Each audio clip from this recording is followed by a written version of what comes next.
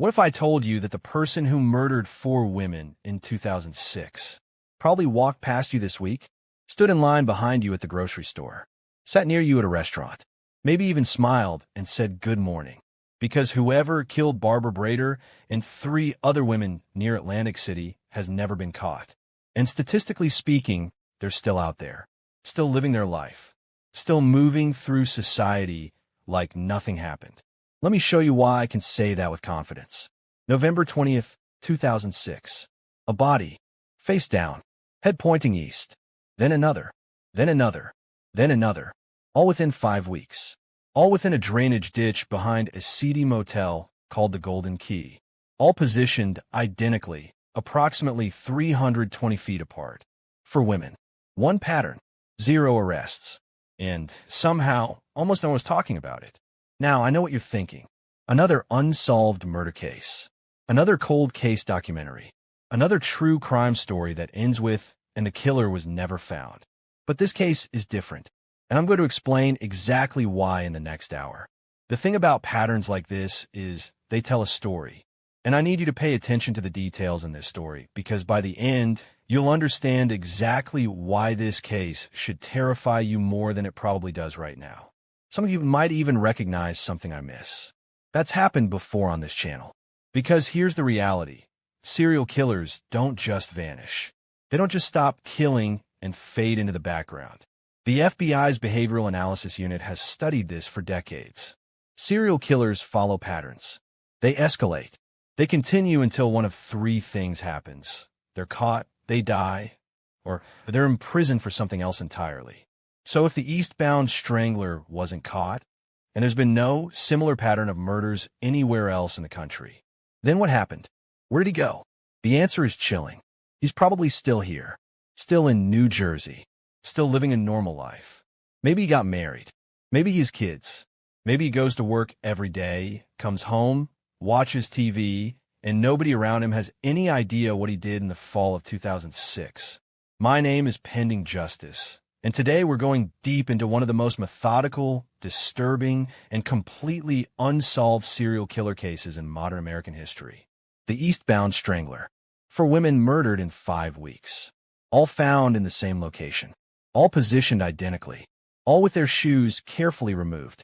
And despite a massive investigation, despite FBI involvement, despite multiple suspects, despite 19 years of detective work, nobody has ever been arrested. But this isn't just another true crime story, because at the center of this case is a woman who doesn't fit the stereotype you're probably already forming in your mind. See, when you hear 4 women found dead behind a motel in Atlantic City, your brain probably jumps to conclusions. You probably assume you know exactly what kind of women these were, what kind of lives they led, and maybe you even think, somewhere in the back of your mind, that this is just what happens in that world. But you'd be wrong. Her name was Barbara Breidor. And before we talk about how she died, before we dive into the investigation and the suspects and all the forensic details, I need you to understand who she really was. Because Barbara went to Penn State University. She managed her parents' jewelry store on the Atlantic City boardwalk. She had a loving family. She had dreams. She had a daughter she adored. And yes, by 2006, addiction and domestic violence had pulled her into a life on the streets. But that's not who she was. That's just where she ended up. And there's a massive difference between those 2 things. The same is true for the other 3 victims. Kim Raffo was a mother of 2 who'd been married for 14 years. Tracy and Roberts was training to become a medical assistant. Molly Jean Dilts was only 20 years old and had just moved to Atlantic City 6 weeks before she was murdered. These weren't faceless statistics. They were real people. Daughters, mothers, sisters. Women who mattered, and someone took advantage of their vulnerability in the most calculated, methodical way imaginable. That's what makes this case so disturbing. This wasn't a crime of passion. This wasn't some random act of violence. This was planned, organized, ritualistic. The killer knew exactly what he was doing. He knew how to avoid leaving evidence. He knew how to choose victims who wouldn't be immediately missed. He knew the perfect location to dispose of bodies where they'd eventually be found, but only after he'd arranged them exactly how he wanted. And then, after his 5th week of killing, he just stopped. No more bodies. No more victims. Nothing. Like I said, serial killers don't just stop. So what happened? Did he move away? Did he die? Is he in prison for something else? Or is he still out there, living his life, waiting? Her story, her real story, starts long before that November morning when two women discovered a nightmare behind a forgotten motel. It starts in the Philadelphia suburbs, in a loving home, with a girl who had a future. And that's where we're going to begin. Who was Barbara Breidor? Barbara Victoria Breidor was born on June 5, 1964, in the Philadelphia suburbs. Huntington Valley, Pennsylvania, to be exact. Not Atlantic City. Not some broken home in a forgotten town. She grew up in what her sisters Francine and Valerie would later describe as a very stable, loving home. The kind of childhood with summer vacations down the Jersey Shore. Family dinners. Laughter. Hope. The kind of childhood where you think everything's going to work out just fine. Barbara was bright. Really bright. She was the only high school graduate among the four victims. And she didn't stop there. She went to Penn State University. Not for a semester. Not for a year. For 2 full years. Think about that. While most of us were figuring out who we wanted to be, Barbara was already there. She had dreams. She had potential. She was building something. Penn State isn't easy to get into. It wasn't then, and it isn't now. You need good grades. Strong SAT scores. Extracurriculars. Barbara had all of that. She earned her spot there. Her sisters remember her talking about her future. About the life she was going to build. About all the things she wanted to accomplish. And for a while, everything seemed to be going according to plan. The turning point. But then, life happened. Barbara's father died suddenly, and it devastated her. Completely shattered the family. For Barbara especially, grief became a weight she couldn't carry. You know how they say some people never recover from losing a parent? That was Barbara. Her father's death broke something inside her that she couldn't fix. It wasn't just sadness. It was a fundamental shift in how she saw the world. The future she'd been building suddenly felt meaningless. What was the point of any of it if the people you love just disappear? She left Penn State, packed up her dorm room, came back to South Jersey, and tried to rebuild. And for a while, she actually did. Barbara held down steady jobs. Good jobs. She worked as a cocktail waitress at the Tropicana Casino and Resort in Atlantic City. Before that, she managed her parents' jewelry store in the Ocean One Mall right on the boardwalk. Can you picture it? Barbara behind the counter at a boardwalk jewelry store, helping tourists pick out souvenirs. Smiling, making small talk, recommending the perfect necklace or bracelet, living a normal life. The Ocean One Mall was right there on the boardwalk. If you've ever been to Atlantic City, you know the place. Tourists everywhere. The smell of salt water and funnel cakes. The sounds of slot machines drifting out from the casinos. Barbara worked there for years. Regular customers knew her by name. She was good at her job. Personable. Trustworthy. This is important to understand because it paints a picture of who Barbara really was. She wasn't someone who couldn't hold down a job. She wasn't someone who was always struggling. She was capable, intelligent, functional. And then she met Dominique's father. Motherhood and descent. In 1997, Barbara achieved what she called a lifelong goal. She became a mother. Her daughter, Dominique, was born. And for Barbara, it should have been the beginning of everything. She loved that little girl more than anything in the world. Her sisters remember how Barbara's entire face would light up when she talked about Dominique. How she'd carry pictures everywhere. How becoming a mother gave her purpose again after years of drifting. But Dominique's father, he was violent. Domestic violence became a pattern in their home.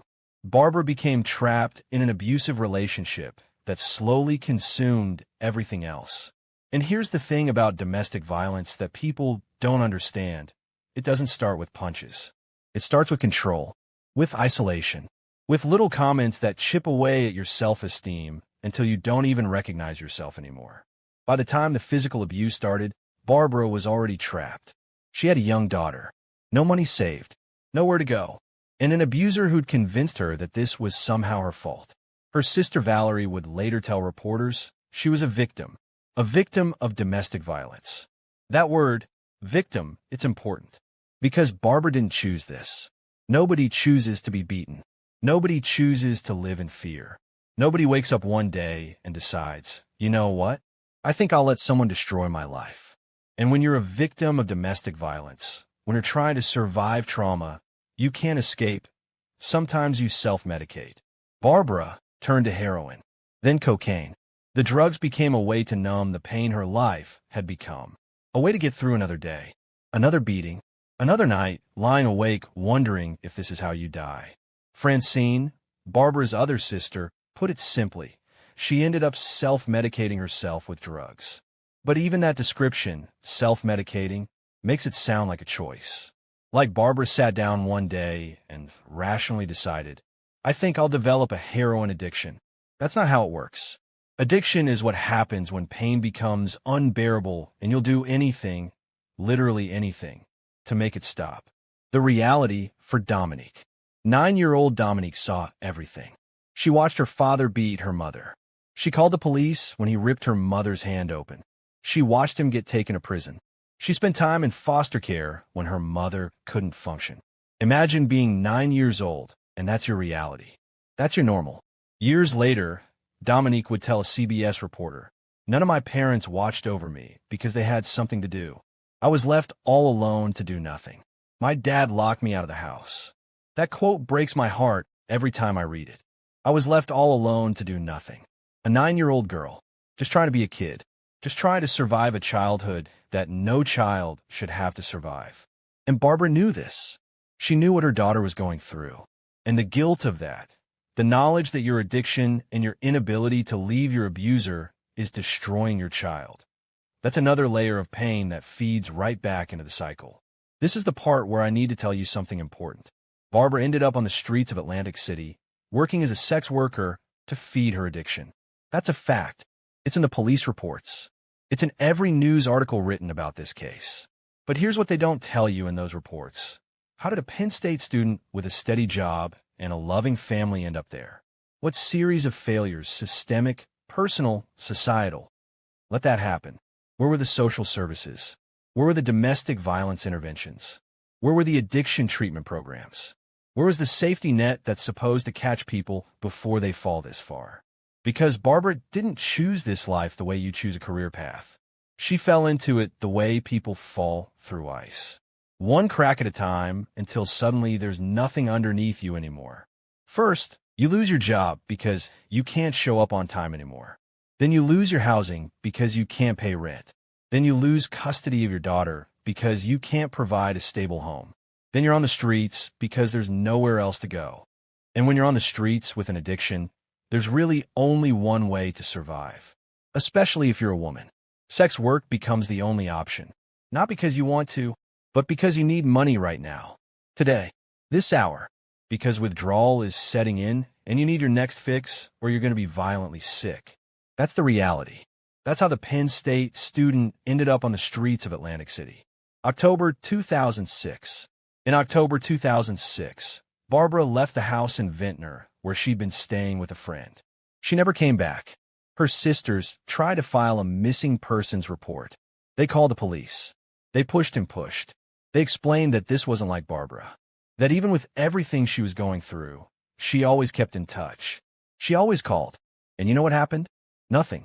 The police discovered Barbara had a prior prostitution arrest on her record.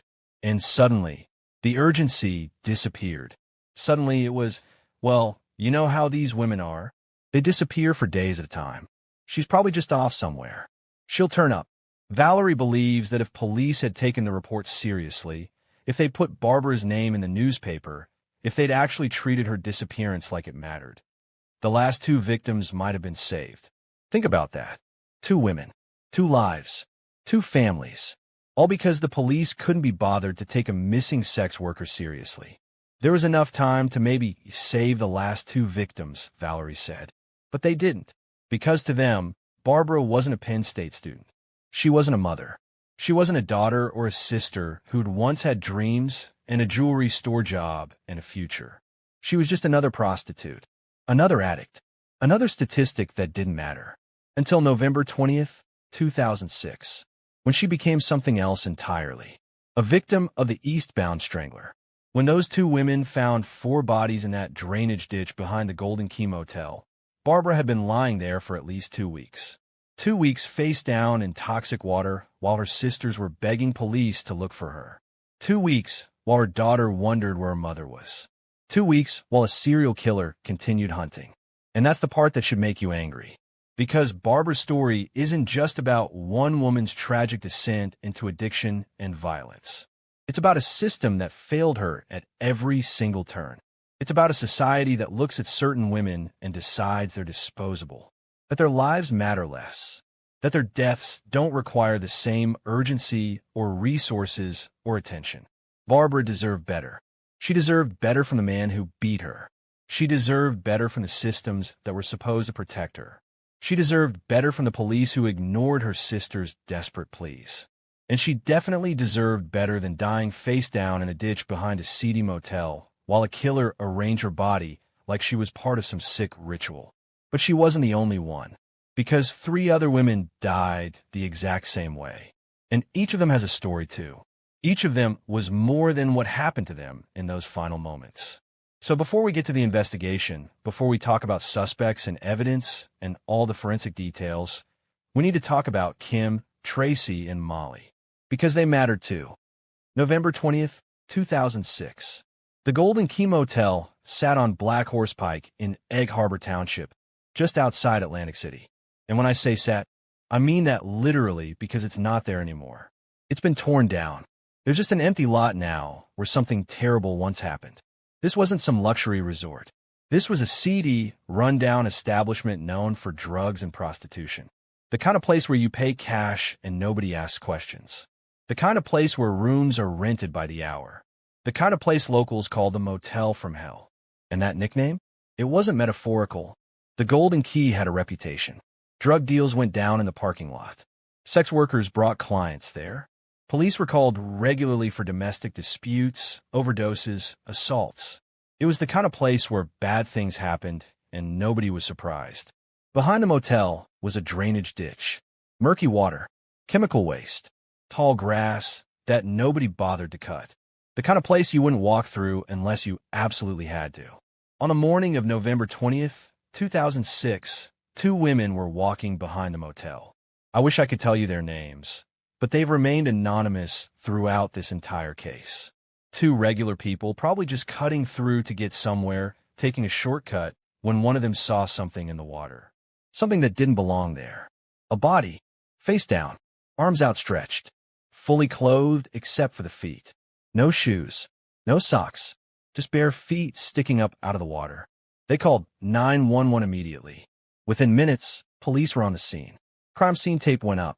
Officers waded into that disgusting drainage ditch to examine what they'd found. And that's when they realized something horrifying. The horrifying reality. When police arrived, they made a discovery that changed everything. There wasn't one body. There were 4. Kim Raffo, 35 years old, closest to the motel. She'd been there the shortest amount of time. Her body was still relatively fresh. The cause of death would be obvious. About 320 feet away. Tracy and Roberts, 23 years old, further along the ditch, more decomposed, another 320 feet. Barbara Breidor, 42 years old, even further, badly decomposed from 2 weeks in toxic water. And finally, furthest from the motel, Molly Jean Dilts, 20 years old, the youngest victim, the most decomposed. She'd been there the longest. All of them, face down in the water, arms stretched out, heads pointed east, toward the bright lights of Atlantic City's casinos, fully clothed except for their bare feet, which had been positioned carefully to anchor their bodies to the sides of the ditch so they wouldn't float away. The spacing was precise, approximately 320 feet between each body. Not random, not haphazard, measured. The positioning was deliberate, meticulous, almost ritualistic. This wasn't someone panicking and dumping bodies. This was someone with a plan, someone who'd thought this through, someone who wanted the bodies arranged in a very specific way. Atlantic County Prosecutor Jeffrey Blitz held a press conference that same day. His face was grim. He announced the formation of a special task force immediately. Within hours, crime scene investigators, forensic specialists, and FBI profilers descended on that drainage ditch. The media descended too. Local news, national news, camera crews everywhere. Reporters interviewing anyone who'd talk. The Golden Key Motel, already infamous, became the center of a media circus. What they found chilled everyone involved. The autopsy reports. The medical examiner's reports told a brutal story, but not a complete one. Kim Raffo, the most recently deceased, had been strangled with a rope or cord. The marks on her neck told that story clearly. Ligature, strangulation. The medical examiner could see the pattern of the rope or cord wrapped around her throat. She'd probably been killed just hours before being discovered. Maybe late the night before. Maybe early that morning. Tracy and Roberts had been asphyxiated. The medical examiner couldn't determine if it was strangulation or another method. Her body had been in the ditch for roughly a week. Decomposition made it harder to identify specific marks or injuries. But the lack of oxygen to her brain was clear. Someone had cut off her air supply until she died. But Barbara Breidor and Molly Jean Dilts? Their bodies had been there so long. At least 2 weeks for Barbara, over a month for Molly, that decomposition made determining a cause of death impossible. Think about that for a second. Really think about it. Molly Dilts had been lying in that ditch, face down in toxic water, for more than 30 days while people drove past on Black Horse Pike. While guests checked into the Golden Key Motel 50 feet away. While prostitutes brought clients to rooms just yards from where her body was decomposing. While life continued as normal. 30 days. And nobody noticed. Nobody smelled anything. Nobody saw anything. Nobody reported anything. Or maybe they did notice, and they just didn't care enough to investigate. Because that's the kind of neighborhood it was. That's the kind of motel it was. The medical examiner did find one other disturbing detail. 3 of the 4 women had lethal levels of drugs in their systems. Barbara Breidor specifically had what prosecutors called a lethal level of heroin in her bloodstream. Now, this raised an immediate question.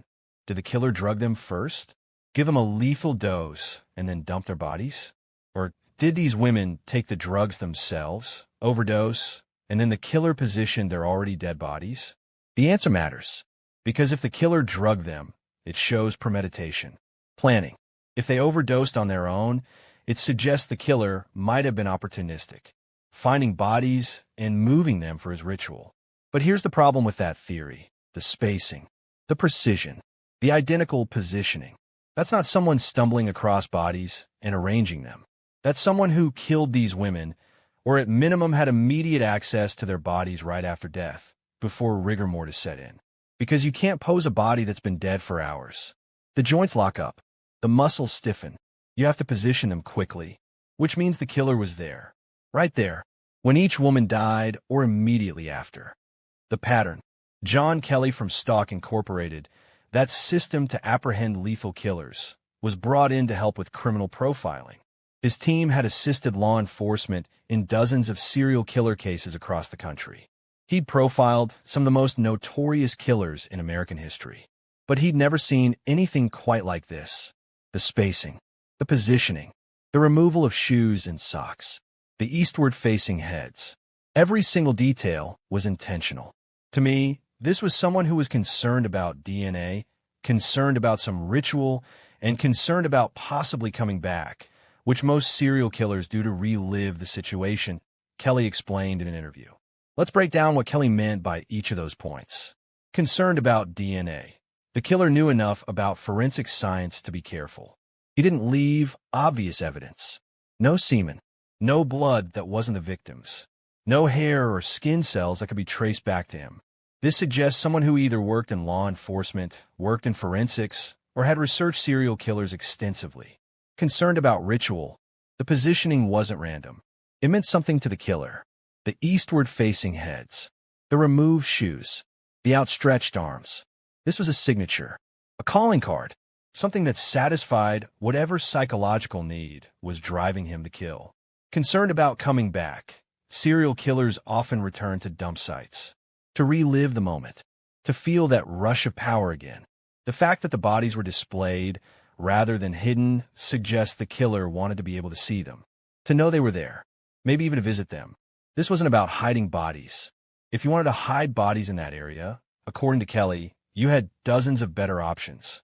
The Pine Barrens were right there, thousands of acres of dense forest where bodies had been hidden for decades and never found. There were abandoned buildings, empty lots, construction sites. The Atlantic Ocean was 20 minutes away. No, this was about something else. Display, ritual, message. The killer wanted these women found, but only after he'd arranged them just so. Only after they'd been there long enough that forensic evidence had degraded. Only after he'd completed whatever ritual he needed to complete. The removal of shoes had investigators theorizing about two possibilities. Either the killer had a foot fetish, a sexual paraphilia focused on feet, and removed the shoes and socks as part of his ritual. Maybe he kept them as trophies. Maybe he needed to see the bare feet. Maybe that was part of what aroused him. Or this was part of some religious or ritualistic belief system. In some interpretations, removing shoes can symbolize humility or unworthiness. In certain religious traditions, you remove your shoes in sacred spaces. In others, being barefoot represents being brought low, being humbled before a higher power. Or maybe it was just the killer's signature, his calling card, the thing that made these murders his. The killer positioned his victims with their arms stretched out and their heads pointed east toward Atlantic City, Kelly said. That's why some people call it the eastbound strangler case. East, toward the casinos, toward the bright lights, toward the city that had chewed these women up and spit them out. Was that intentional? Was the killer making a statement about Atlantic City? About what the city does to vulnerable women? Or was it just geographic convenience? East happened to be the direction that made sense for the ditch layout? We don't know. The killer never told us. And until he's caught, we may never know. The 5-week timeline. As forensic teams worked, as FBI profilers analyzed the scene, as detectives interviewed witnesses, they began piecing together a timeline. And what they found was chilling. Mid-October, Molly Jean Dilts disappears. She'd only been in Atlantic City for 6 weeks. Barely knew the city. Barely knew the streets. But somehow, she caught the attention of a serial killer. Her body begins decomposing in that ditch while nobody knows she's missing. Her family back in Pennsylvania assumes she's just busy, adjusting to the city, working, living her life. Late October, Barbara Breidor vanishes. Her sisters try to report it. They call the police. They explain that Barbara always checks in, that this isn't like her, that something is wrong. Police drag their feet. They see the prostitution arrest on her record and decide it's not urgent. Meanwhile, Barbara's body is dumped in the same ditch, about 320 feet from Molly.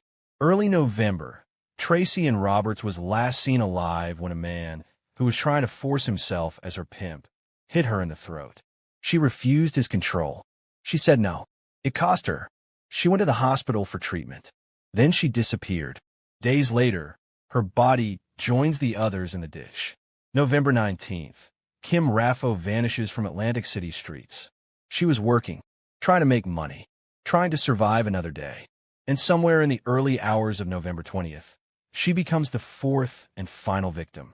November 20th, all 4 bodies discovered. The secret the killer had been keeping for 5 weeks suddenly explodes into public consciousness. 5 weeks. For murders. One very organized, very careful serial killer who escalated rapidly and then vanished. That escalation is important. Serial killers typically have what's called a cooling-off period between murders. Days, weeks, sometimes months. It's the time they need to process what they've done, to rebuild the psychological pressure that drives them to kill again. But this killer? His cooling-off periods got shorter and shorter. Molly in mid-October.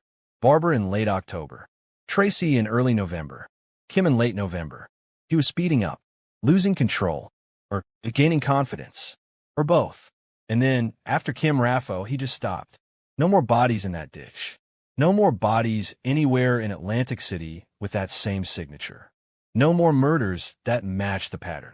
It was like he vanished into thin air, or went dormant, or died, or is still out there, waiting.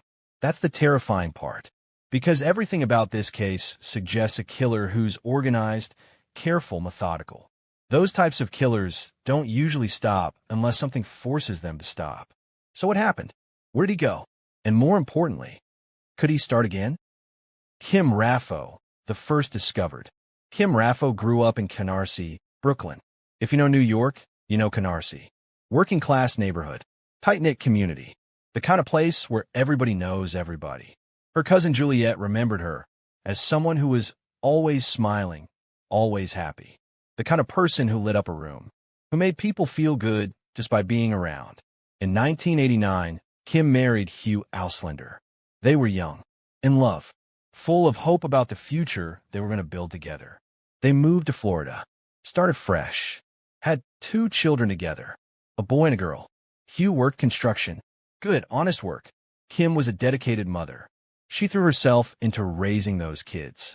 School events, birthday parties, family dinners, the whole suburban dream. For a while, as Hugh put it, everything was about as good as it gets. But then something changed. Kim fell in love with someone else, a chef she'd met during a cooking class. It wasn't an affair born out of malice or cruelty. It was just love. Complicated, messy, inconvenient love that happens sometimes even when you don't want it to.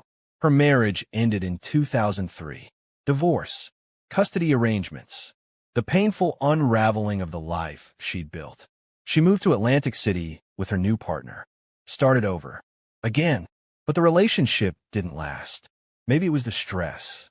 Maybe it was the reality that relationships built on the rubble of other relationships often crumble. Maybe it was just bad timing. Whatever the reason, Kim found herself alone. In Atlantic City, a city she barely knew. And Kim, struggling with substance abuse, found herself truly alone in a city that eats people alive. Atlantic City has a way of doing that. It promises glamour and excitement and opportunity. The casinos, the boardwalk, the ocean. But underneath all that glitter is a city with some of the highest poverty rates in New Jersey, where addiction thrives, where vulnerable people fall through the cracks every single day. By 2006, Kim was working the streets of Atlantic City and living day to day, hustling for her next meal, her next fix, her next place to sleep. She was 35 years old when she was strangled. She left behind 2 children who had to learn their mother died face down in a drainage ditch behind a seedy motel. 2 kids who had to process that their mom, the woman who used to make them breakfast and tuck them in at night, had died that way. Alone, scared, at the hands of a monster. Kim's story is heartbreaking because you can see exactly how she ended up there. Good childhood, successful marriage, kids, then one decision, one change, one relationship, and suddenly the life you had is gone and you're scrambling to survive. Tracy and Roberts, the youngest spirit. Tracy grew up in a small town in Delaware. One of those towns where there's not much to do, where everyone knows everyone, where the biggest excitement is Friday night football games.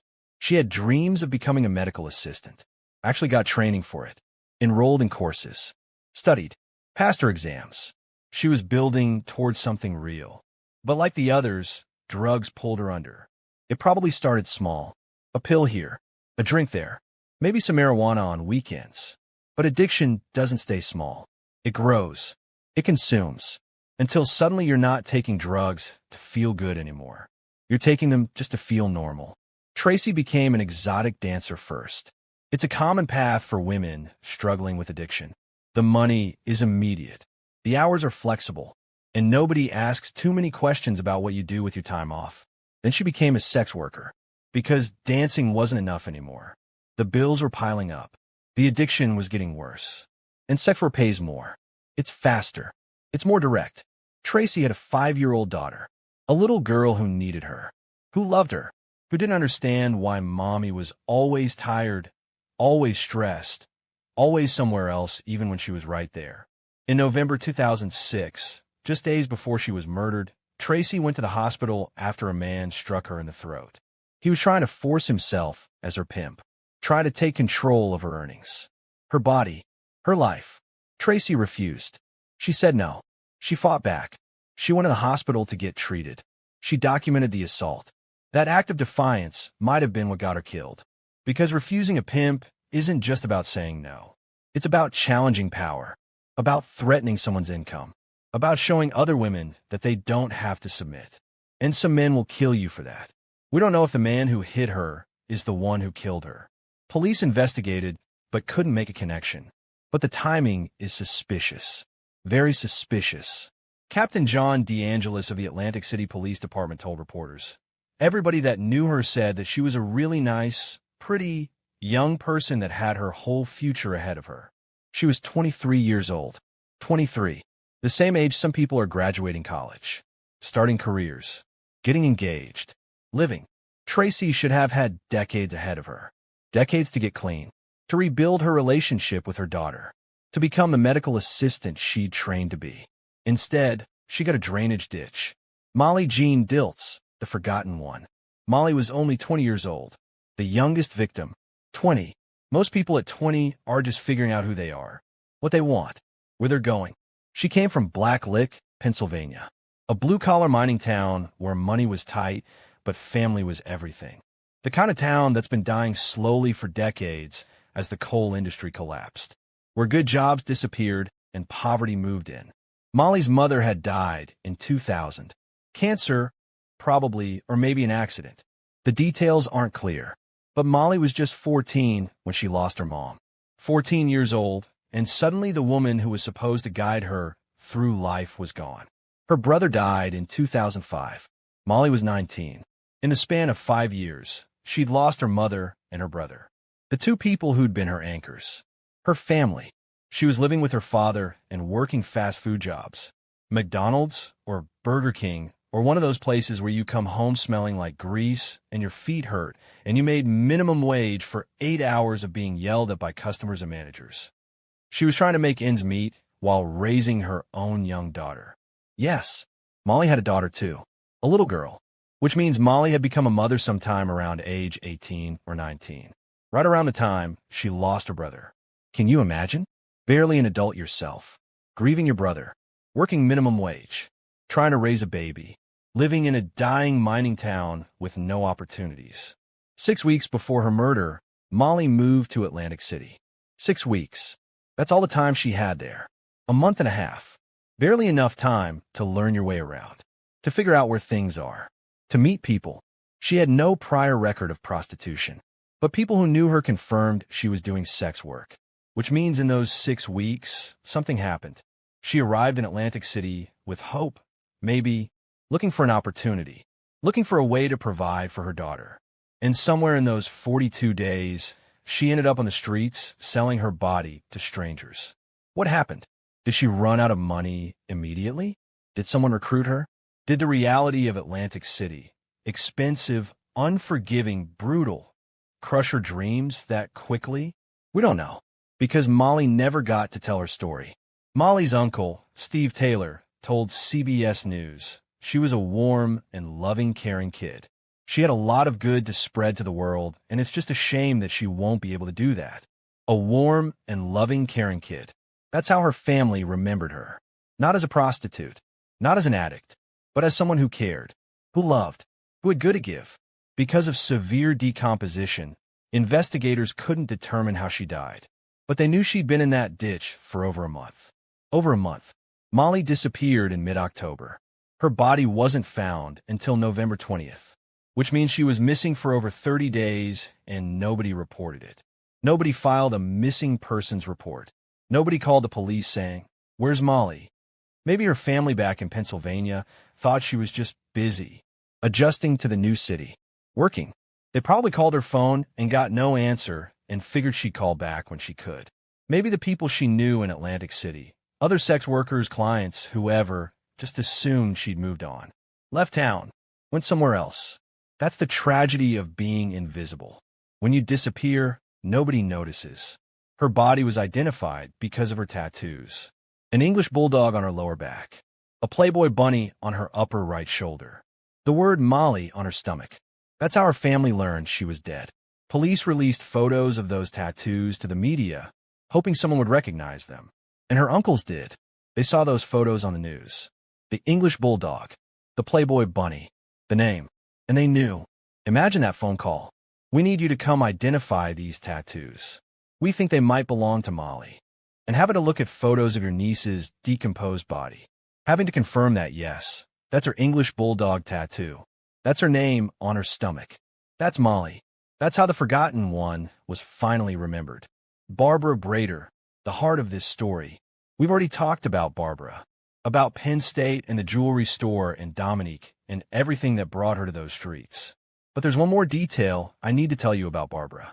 One that shows you just how much this case still matters. One that shows the ripple effects of these murders beyond just the 4 women who died. After the bodies were discovered and a suspect sketch was released, we'll get to that in a minute. That sketch caught someone's attention. 9-year-old Dominique Breidor. She was at home, watching TV, and the news came on with coverage of the murders. They showed the sketch of the potential suspect. A man's face.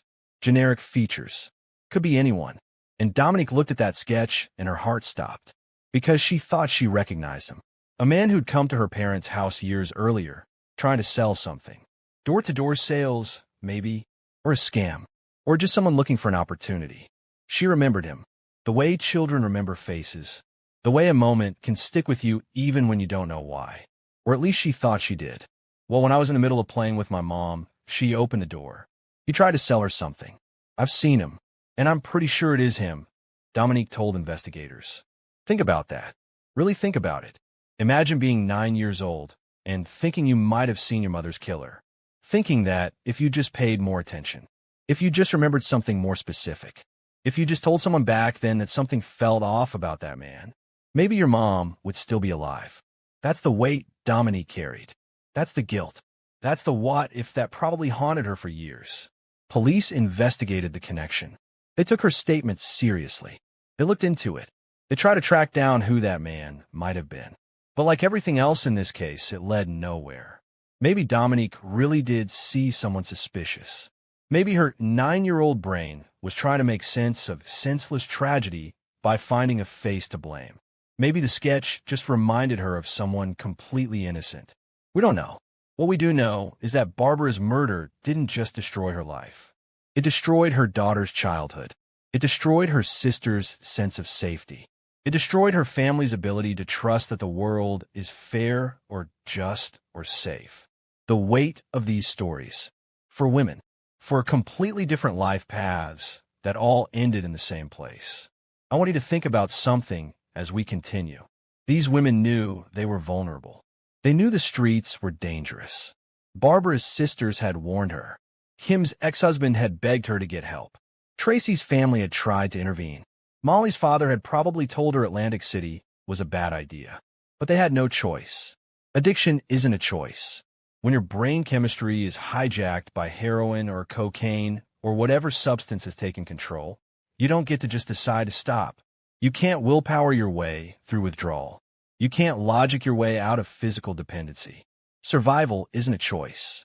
When you need money for food, for shelter, for your next fix that will keep you from being violently ill, you do what you have to do, even if it's dangerous, even if it puts you at risk, because the alternative is worse. And someone took advantage of that vulnerability in the most calculated way possible. Someone looked at these women, already struggling, already vulnerable, already marginalized, and saw opportunities. Saw victims who wouldn't be immediately missed. Saw people society had already written off as disposable.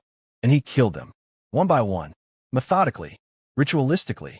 Stay with me, because what happens next in this investigation will make you question everything you thought you knew about how police handle cases like this. Because the investigation into the Eastbound Strangler, it's a masterclass in how to let a serial killer get away. Early leads. Within days of the discovery, investigators had their first potential break. A self-described sex worker named Denise Hill came forward with a terrifying story. She claimed that around the time of the murders, she'd had an encounter with a strange man. A drifter. Someone who moved through the streets of Atlantic City like a ghost. He called himself the Riverman. Now, if you know anything about serial killers, the name should send chills down your spine. Because it's apparently a reference to Gary Ridgway, the Green River Killer who murdered at least 71 women, 71 confirmed victims, in Washington state during the 1980s and 90s. Gary Ridgway is one of the most prolific serial killers in American history. He targeted sex workers. He strangled them. He dumped their bodies in or near the Green River. And he got away with it for decades. So when someone calls themselves the Riverman, when they're referencing one of the most notorious serial killers in history, when they're doing it while prowling the streets where women are being murdered, that's not a coincidence. This man, whose real name was Eldred Raymond Burchell, had reportedly confessed to killing people. Multiple people. He'd allegedly told Denise Hill and others that he was responsible for deaths, that he'd killed before. Police investigated aggressively. They brought Burchell in for questioning. They looked into his background. They checked his whereabouts during the times of the murders. But they found no physical evidence connecting Burchell to the crimes. No DNA. No witnesses who could place him with any of the victims. No physical evidence at the crime scene that matched him. Nothing concrete. It appeared to be what prosecutors call a false confession. Someone seeking attention by claiming credit for a high-profile crime. It happens more often than you'd think. Big murder case hits the news. Media's circus. Everyone's talking about it. And suddenly people come out of the woodwork claiming responsibility. Some are delusional. Some are attention seekers. Some are mentally ill. Some just want to feel important. But sometimes false confessions are real confessions that police just can't prove.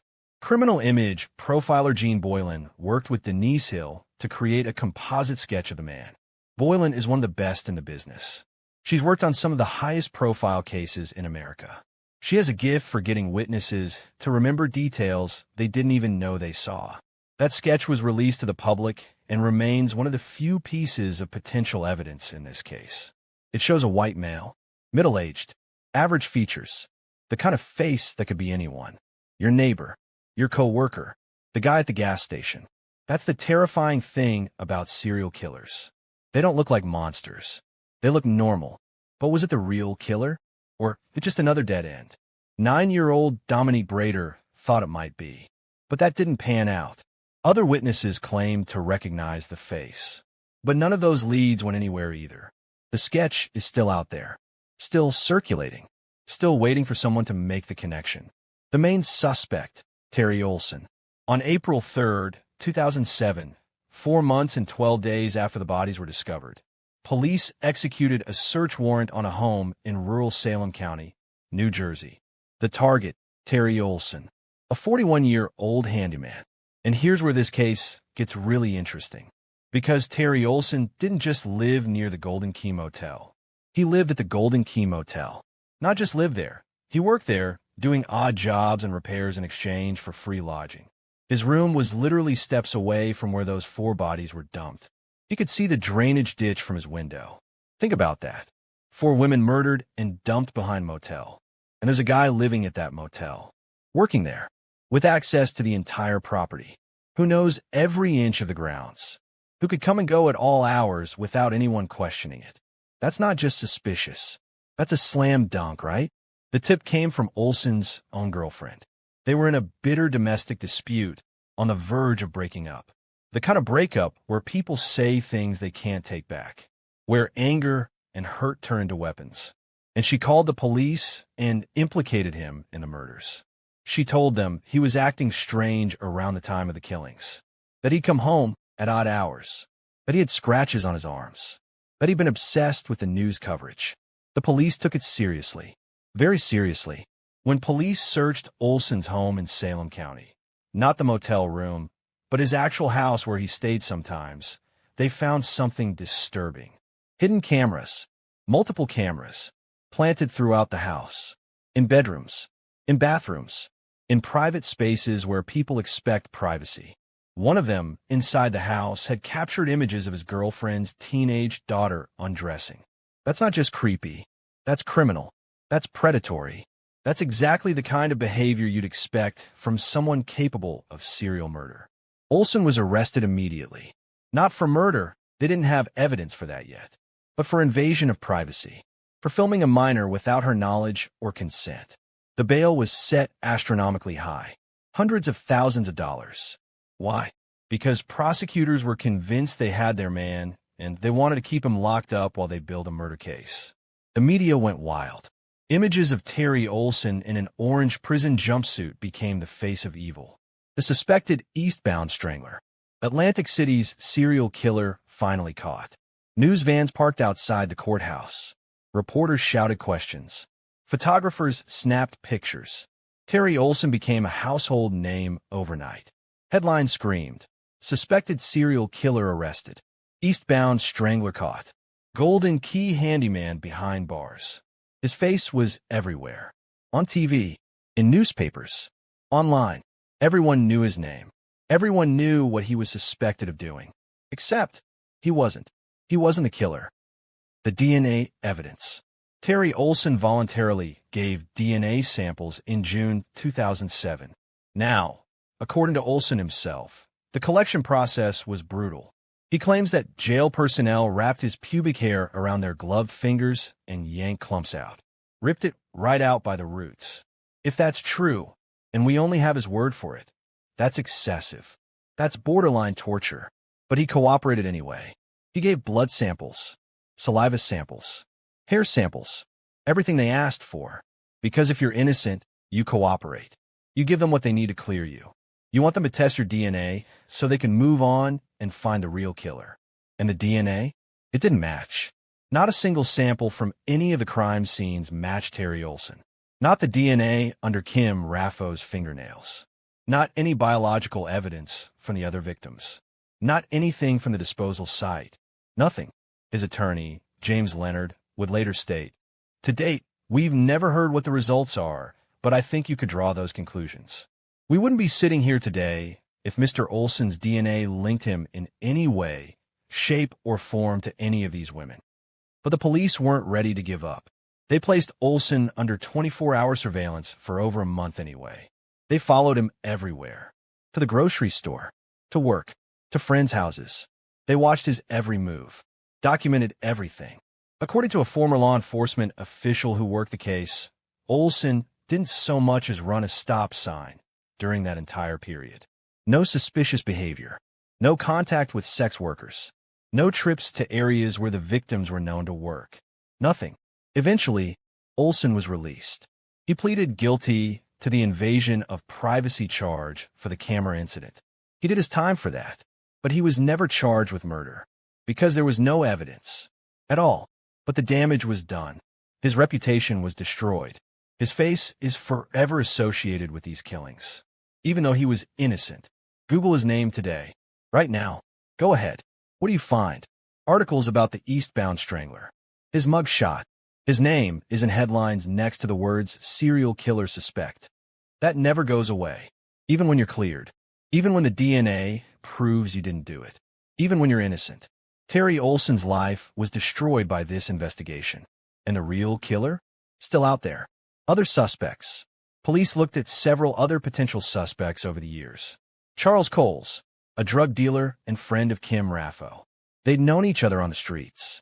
Ran in the same circles. Charles was questioned extensively. Hours and hours of interrogation. But nothing connected him to the murders. Released without charges. Mark Hesse, an acquaintance of both Kim Raffo and Barbara Breidor, which made him interesting. Knowing two of the victims? That's a connection worth investigating. Another dead end. No evidence. No charges. The street preacher, an unnamed individual who apparently railed against prostitutes in the area. You know the type. Standing on corners. Shouting about sin and damnation. Telling sex workers they're going to hell. The kind of moral justification that could drive someone to kill. Police investigated. Nothing came of it. Either he wasn't the killer or they couldn't prove it. A petty criminal, someone who actually confessed to the killings, walked into a police station and said, "I did it. I killed those women." Then was referred to a psychiatric facility. False confession, mental illness, delusion, not the killer. Every single lead, every single tip, every single theory, nothing. It's like the killer was a ghost. No DNA, no witnesses, no physical evidence, no connection to any suspect they investigated. Either this killer was incredibly careful, incredibly lucky, or both. The Long Island connection. In 2010, something happened that reignited interest in this case. Between 2007 and 2010, 4 women's bodies were discovered in Long Island, New York, near Gilgo Beach. They were sex workers. Their bodies had been carefully disposed of along Ocean Parkway, wrapped in burlap, positioned deliberately. The press called it the Gilgo Beach murders, and the perpetrator became known as the Long Island serial killer. The similarities were striking. Same victim profile, sex workers, vulnerable women, drug users. Same time period, mid-2000s to early 2010s. Same methodical disposal, careful positioning, specific locations, ritualistic elements. And geographically, Atlantic City and Long Island aren't that far apart. A couple hours drive.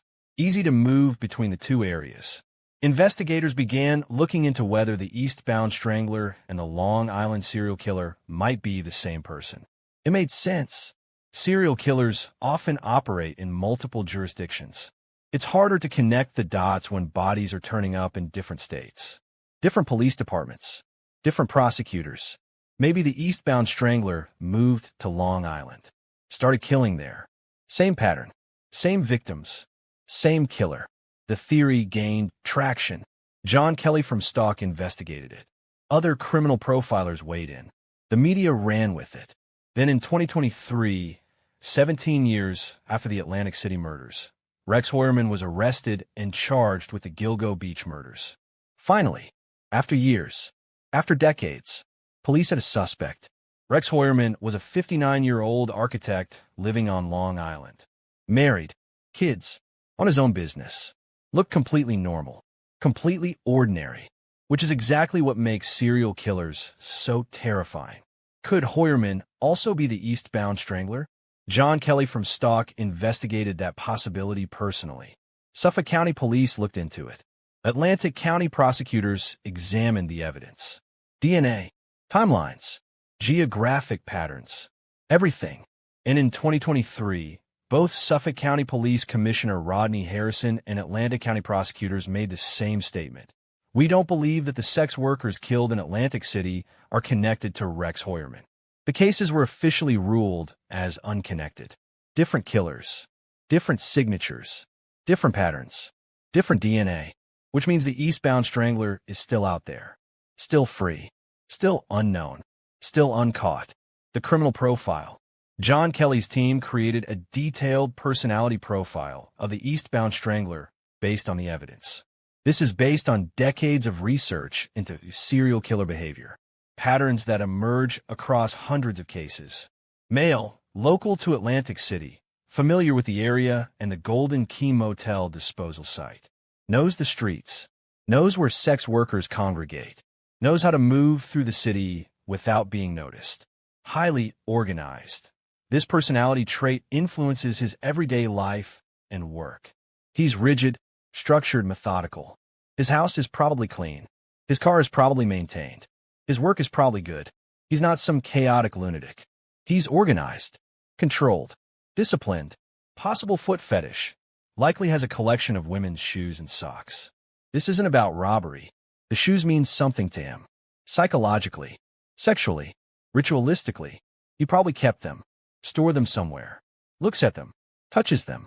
Non-social and narcissistic, probably doesn't have many close relationships. Keeps people at arm's length, doesn't let anyone get too close, but also thinks he's smarter than everyone else. Smarter than the police. Smarter than the investigators. That's why he's never been caught. Moral justification. In his pre-offense mode, he may have spoken about the sinful nature of prostitution or voiced concerns about sex workers destroying Atlantic City's reputation. He needs to believe he's doing something righteous, something necessary. In post-offense mode, he would say things like they got what they deserved or good riddance. He's not remorseful. He's justified. Follows news coverage. Like most serial killers, he almost certainly followed media reports about his crimes.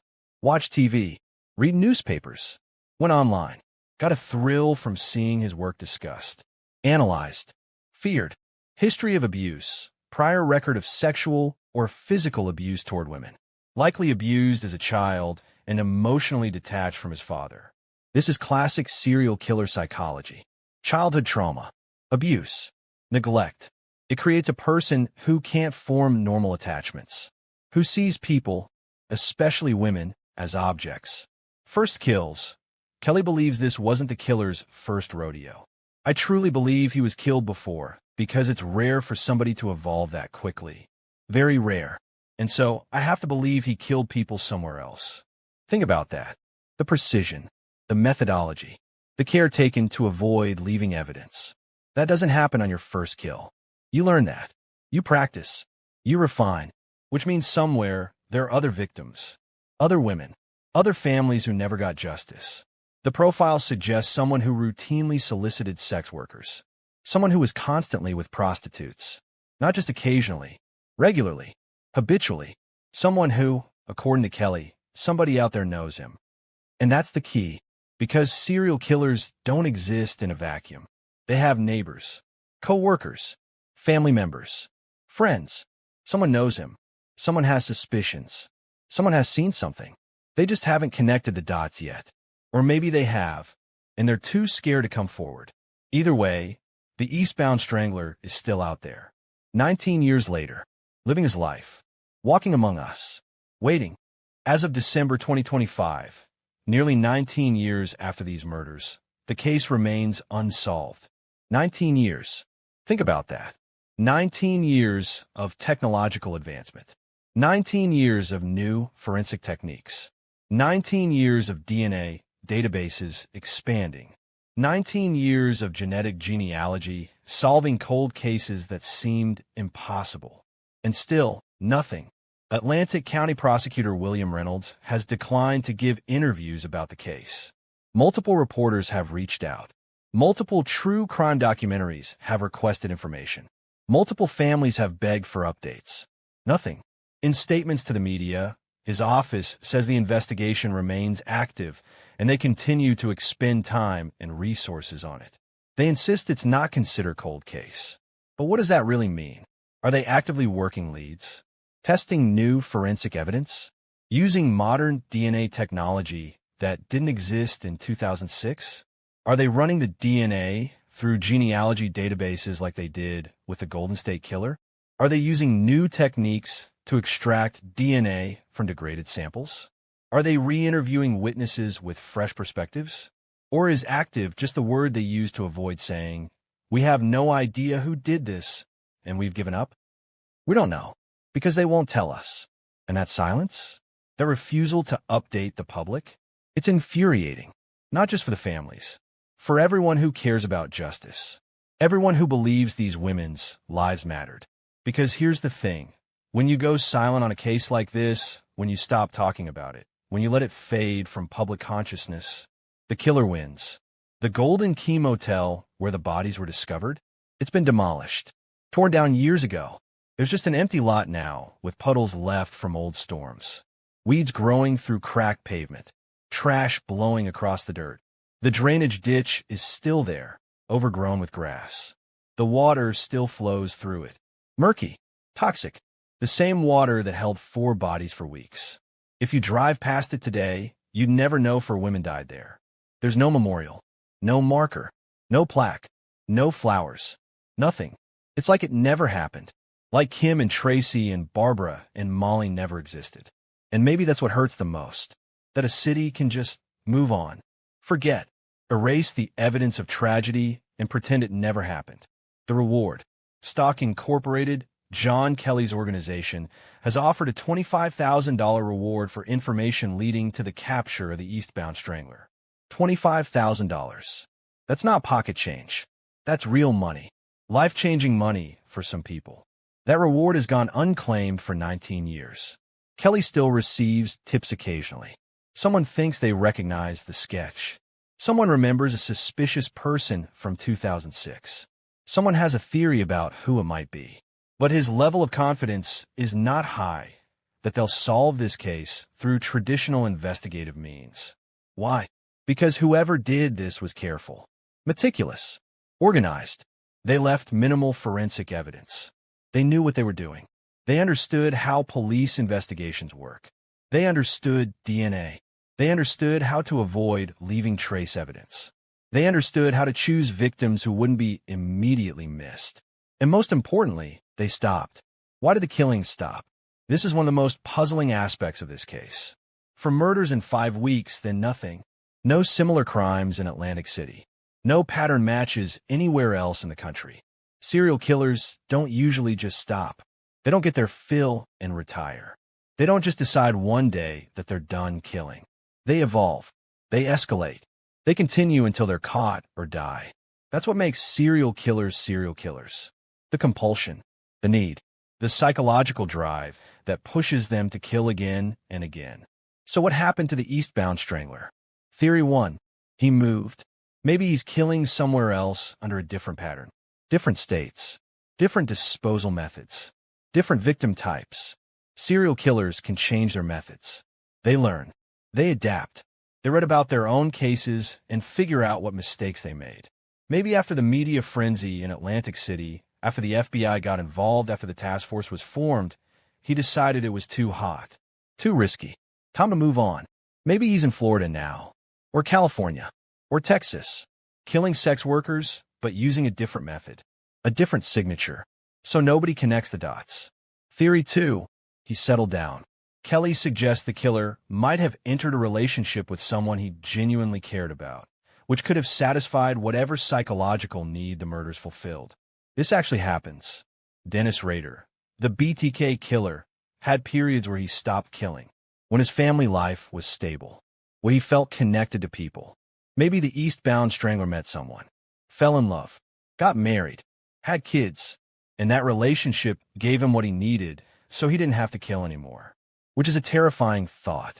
But he's out there right now, living a normal life, with a wife who has no idea, with children who call him dad, with neighbors who think he's a nice guy. Theory 3. He's incarcerated. Perhaps he's in prison for a different crime entirely.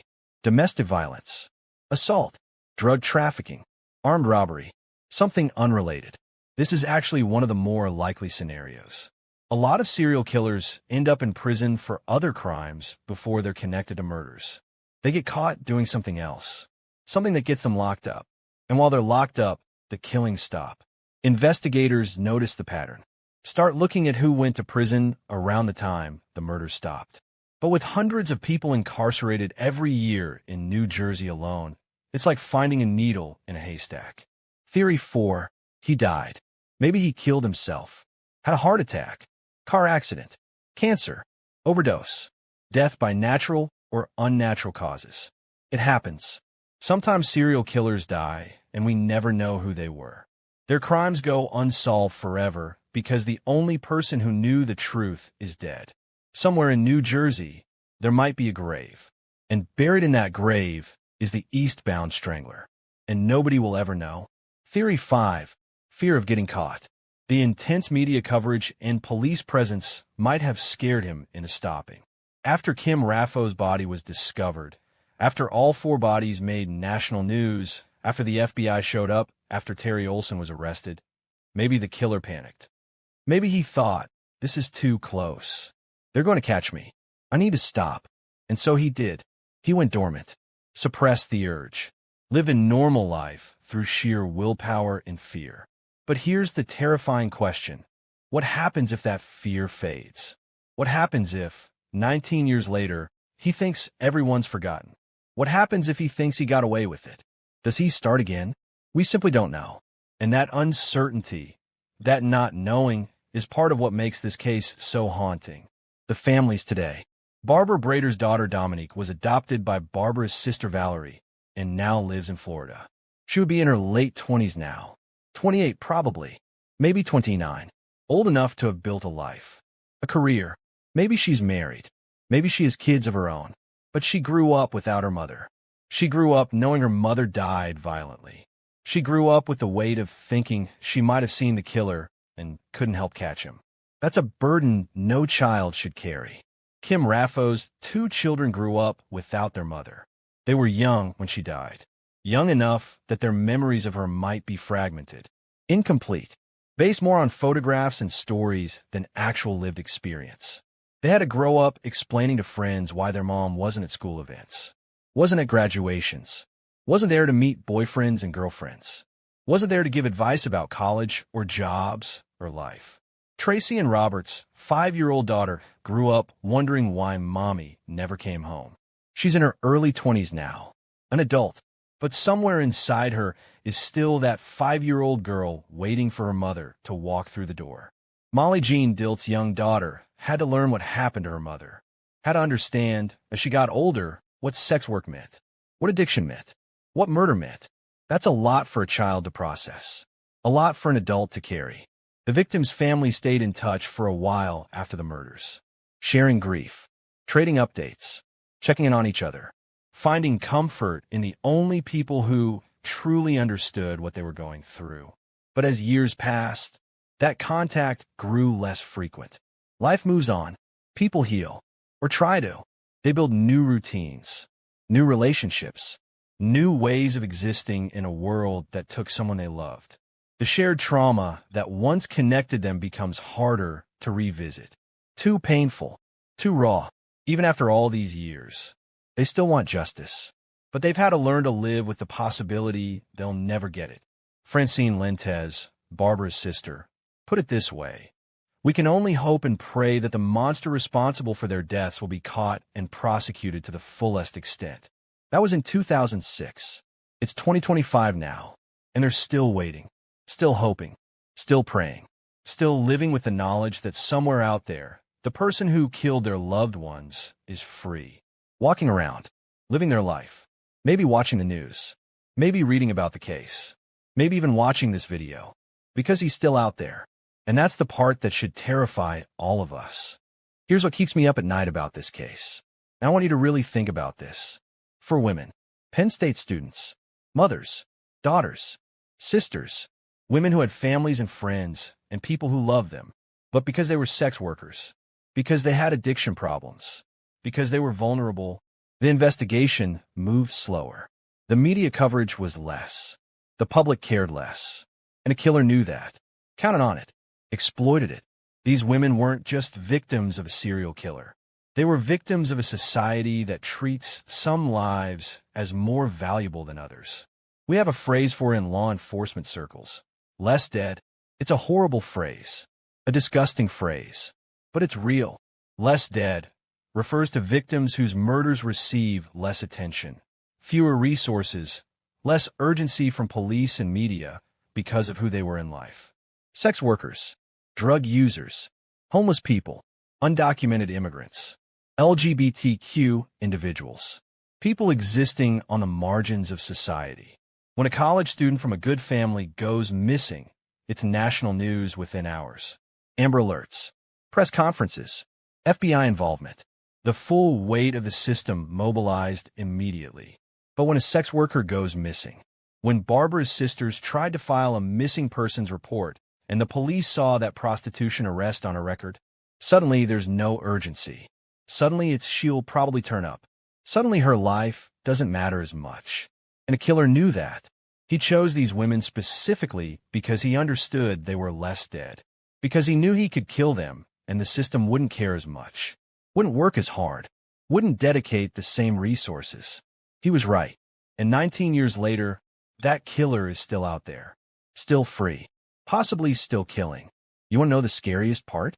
John Kelly's profile suggests this killer routinely solicited sex workers, which means he was constantly around people, constantly interacting, leading a normal life.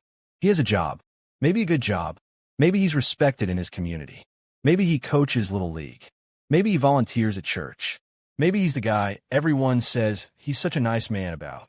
Your neighbor, your co-worker, the guy at the gas station, the man who delivers your mail, the person sitting 2 rows behind you at the movie theater, the contractor who fixed your roof, the accountant who does your taxes.